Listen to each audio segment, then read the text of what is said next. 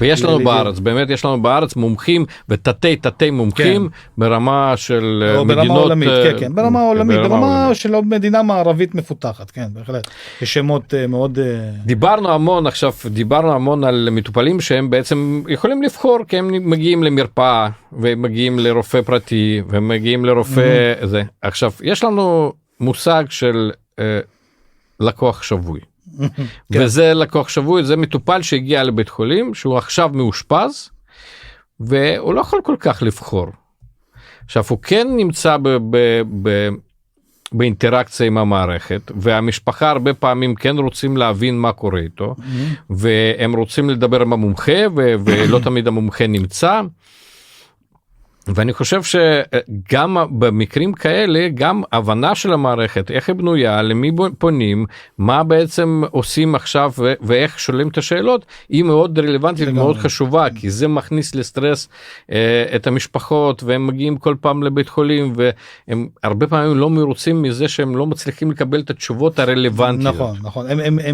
הם מאוד מאוד מתוסכלים, מכיוון שהרופא לא מדבר איתם. כלומר, הזמן שיש לרופא, בין אם זה רופא מתמחה, בדרך כלל זה רופאים בכירים, לתת לדיון עם המשפחות הוא לא ארוך. והרבה פעמים אנשים מתוסכלים, מכיוון שהשאלות שהם רצו לשאול, כי הרבה פעמים השאלות עולות לאחר מכן, ואנשים מתוסכלים שלא הסבירו להם, והם לא הצליחו לשאול את השאלות, או שהם ישאלו אותם ולא קיבלו בדיוק את התשובה שהם רצו. לכן אני אומר שבמצבים האלה תמיד כשבן אדם מאושפז, תראה, האשפוז הוא סטינג מאוד מאוד, ספקטרום מאוד מאוד רחב, אז יכול להיות בכל מיני סטינג קליניים שהם שונים. אז אני כאילו, נגיד בוא נדבר על משהו שהוא מאוד מאוד נפוץ, יחסית, נגיד המחלקה הפנימית, שהיא מרכזת את כל המחלות הפנימיות, ורוב האנשים מגיעים דרך המחלקה הפנימית. אני לא מדבר על מחלקות הכירורגיות, הן פחות, אבל זה יכול להיות גם רלוונטי למחלקות אחרות, אבל פשוט דוגמה. כלומר, בן אדם מגיע עם איזושהי הבחנה של מחלת חום, למשל, ואנשים הרבה פעמים מתוסכלים, מכיוון כלומר, לפעמים הם לא מקבלים, הם מרגישים שהם לא מקבלים מענה, ומרגישים שלא מטפלים בסבתא, לא מטפלים באמא, אף אחד לא דואג לה, הם לא יודעים מה הם עושים. אז קודם כל חשוב מאוד, כשמדברים עם הרופא, לנסות לשאול מה היה תהליך החשיבה. ממש לעבור על זה ככה, כלומר, לשאול מה הבחנת העבודה של הרופא, על מה אתם חושבים, כרגע היא נמצאת אצלכם, מה אתם חושבים שיש לה, ומה הבדיקות שאתם רוצים כדי לאשש או לשלול את ההבחנה, איזה טיפולים אתם יכולים להציע, וללכת עם הקו חשיבה הזה של הרופא, ולשאול תוך כדי שאלות. סתם דוגמה, בן אדם מגיע עם מחלת חום, מה אתם חושבים שמקור החום? אנחנו חושבים 1, 2, 3. למה אתם חושבים שזה דווקא מקור החום הספציפי הזה? אוקיי, ממש לשאול כך את השאלות. הוא יענה לכם. אני חושב שמקור החום הוא איזשהו שושנה שיש לו ברגל. אוקיי.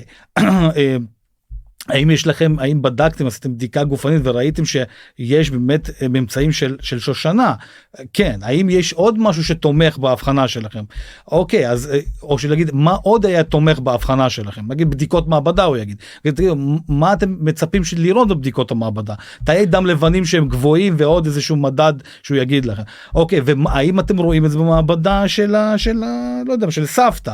הוא יגיד לכם שכן, רואים את זה. ומה אתם מצפים מה הטיפול שאתם רוצים לתת? אז אומרים לך, אנחנו רוצים לתת טיפול 1, 2, 3. אז מה אתם מצפים לראות אחרי זה? כלומר, איך אתם תעריכו את זה שבעת הטיפול הוא עוזר?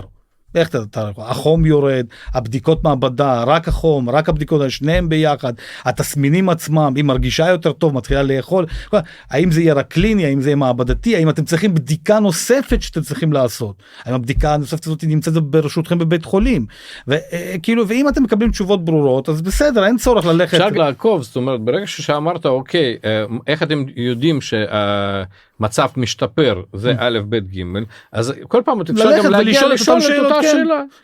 האם ירדו הליקוציטים, האם אין לחום, ככה. ואז הדיבור הוא יותר ממוקד, ואז זה לא איך סבתא,